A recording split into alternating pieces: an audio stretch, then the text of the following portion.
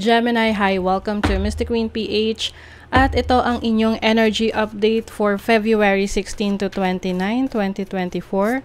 This is a general reading. Just take what resonates. Watch your Sun, Moon, Rising, Venus for other messages. And thank you sa lahat ng mga sumusuporta dito sa ating channel. Just a reminder, gamitin nyo lamang ang reading na to bilang gabay. And pa-follow, like na rin ang ating Facebook, ng TikTok. Lahat po yan, Mr. Queen PH. And of course, like, share, subscribe para lagi kayong updated sa ating mga readings. And also, please check out my Shopee. Available ng mga protection and prosperity items, bracelets, zodiac sign bracelets, and many more. Link on the description. Okay, let's see the energies for you, Gemini. Ngayong second half ng February for Gemini, you have Pluto in Libra in the 10th house. Whoa! So, major changes happening sa inyong career, trabaho, no? Sa inyong pinagkakakitaan. Yan. So, Pluto is the planet of transformation, and of course, Libra is about balance. So, maaring iba sa inyo, magkakaroon kayo ng ng career na kung saan mas mababalansan nyo yung oras at panahon nyo sa inyong sarili, sa ibang bagay, sa mahal nyo sa buhay. So, kumbaga balance, no? Hindi yung sobrang trabaho na wala ka ng oras para sa sarili mo. And also, you will get the job or career that you really deserve. Oo. So, pwedeng kapag alam mo na parang hindi mo din na-deserve ng trabaho na to, so ngayong second half ng February, you will make change, no? Babaguhin mo yan. Maghahanap ka ng bagong opportunities for you sa career. So, let's see, ano pa? Moon message for Gemini. Nothing will come of this situation. Okay, maaring yung iba sa inyo may pagka-sentimental. Kasi dito sa mga nagbabago sa situation ninyo, especially in your career, halimbawa, nisip niya na parang, ay, wala na nangyayari sa trabaho ko, sa career ko, hanggang dito na lang ba ako? So, this is, sabi rito, nothing will come of this situation. So, hindi to makakatulong sa'yo kung magmumukmo ka lang, magpapakanega ka. So, it's time for you na i-lift up mo yung sarili mo. Ikaw yung unang-unang dapat nag-encourage sa iyong sarili. Take time to breathe out. Ayan. So, ngayong second half ng February, mas may oras ka at panahon na lumabas. Pwedeng mag-isa ka lang, no? Or may time ka para mag-relax, no? Oo. Kapag nakaka-stress ang situation, pause, no? And huwag mo na engage yung sarili mo sa mga conflicting situation na alam mo na pwedeng makapag-trigger lang sa'yo. So, iwas muna sa mga ganyan. Know your worth. Oh, see? This really makes sense. Especially sa sa career nyo. Know your worth. Alam nyo yung halaga ninyo. And if you feel like hindi na kayo na-value sa career ninyo, sa business, sa trabaho nyo, then meron kayong change na gagawin dyan. Kumbaga, do not settle for anything less than what you deserve. Alam mo ang halaga mo.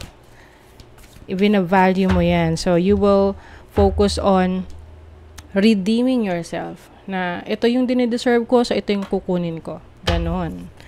So, let's see your overall energy for the second half ng February. You have the Page of Wands. May good news na parating sa inyo. And also exploration. This really makes sense. You are going to explore your other abilities, no? Meron kang ibang mga kakayanan, talento na hindi mo pa natutuklasan sa ngayon kasi hindi ka nag-e-explore, no? So, ngayon, ito na. I-explore nyo na. So, maaring meron kayong galing sa communications. You are very creative. So, use that opportunity na mas kilalanin pa yung iyong sarili. Meron din good news na parating sa inyo. Maaring good news to sa career. Let's see your challenge. Queen of Swords. Ayan. Ang challenge sa inyo is yung pagkakaroon ng lakas ng loob na magsalita, no? To speak up for your right. Minsan kasi kapag alam natin na kapag nagsalita tayo, meron tayong babanggain, may magagalit, So, ang nangyayari, hindi na lang natin ine-express yung gusto nating sabihin kahit yun talaga yung totoo, no? So, yun yung challenge sa inyo kung paano nyo ipapakita, i-express ang katotohanan para sa inyo. And some of you, may takot pa rin na mag-cut off ng tao sa buhay nila. Maybe because, iniisip nyo rin na baka maayos pa, baka pwede pang i-workout, pwede pang patawarin. But, it's all up to you if kaya mo kaya mong on your own, or kaya mong tiisin yung sitwasyon mo sa trabaho na yan, sa career na yan, sa relationship mo sa isang tao na yan. Okay? Let's see your opportunity. Ano yung opportunity ng mga Gemini? Okay, you have the 8 of Wands. Maraming good news talaga sa inyo, Gemini. Kailangan lang mas maging positibo yung inyong pananaw sa buhay. Meron ditong travel opportunities, no? May mga messages ka na marireceive ngayong second half ng February na magkaka-inspire sa'yo na parang, uy, buti na lang may magandang balita, ganon. So, mas matatakpan yung inyong stress or yung mga doubts nyo sa sarili ninyo. And major change, malaking pagbabago para sa iba na pwedeng biglaan. Pero may opportunity sa'yo dyan. Okay? So, pagdating naman sa iyong blessing, this is your energy, the Magician. You can manifest whatever you want. Meron kang kakayanan na i-manifest yung mga bagay na gusto mo. The power, you have the power, okay, and the skills to make it happen. Kailangan lang maniwala ka sa sarili mong kakayanan. Okay? Kasi pag the moment na nag-doubt ka na, medyo mahirap ng i-convince yung sarili mo na kaya mo. Pero kung naniniwala ka sa sarili mo, then definitely you can make things happen.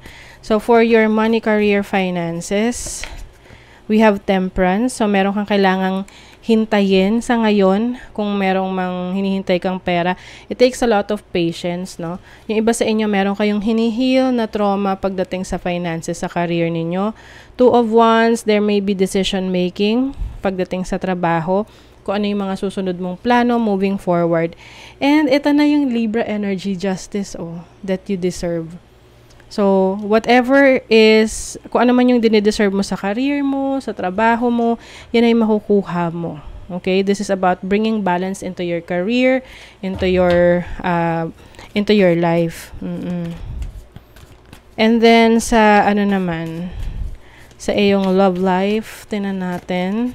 4 of Wands, meron ditong stability. 2 of Cups. Yung iba sa inyo magpapakasal or papasok sa isang very serious relationship. There's definitely a new beginning. So, I see great things na mangyayari pagdating sa relationship ninyo. Maaring yung iba sa inyo, meron kayong mga projects together or business together ng iyong mga mahal sa buhay. Pwedeng romantic partner, family member, may pagninegosyo dito or meron din kayong mga pag-aaralan. Maaring itong mga pag-aaralan mo na to ay magdadagdag sa iyo ng kaalaman para makapagbago ng trabaho mo, no? So example, gusto mong maging virtual assistant. So syempre alamin mo paano maging virtual assistant, mag-enroll ka sa mga classes. And then, pag meron ka ng knowledge, then you can definitely change something sa yung career. Okay? But I see you being blessed with someone na very supportive, no? Yung mahal mo sa buhay. News of birth or a business opportunity. Ayun na nga, business opportunity. Yung iba sa inyo, may buntis, may mga anak sa family, or pwedeng ikaw to or yung partner mo. Period of prosperity and abundance. Wow, ang ganda naman, Gemini. So, hindi nyo na kailangan mag-overthink, okay?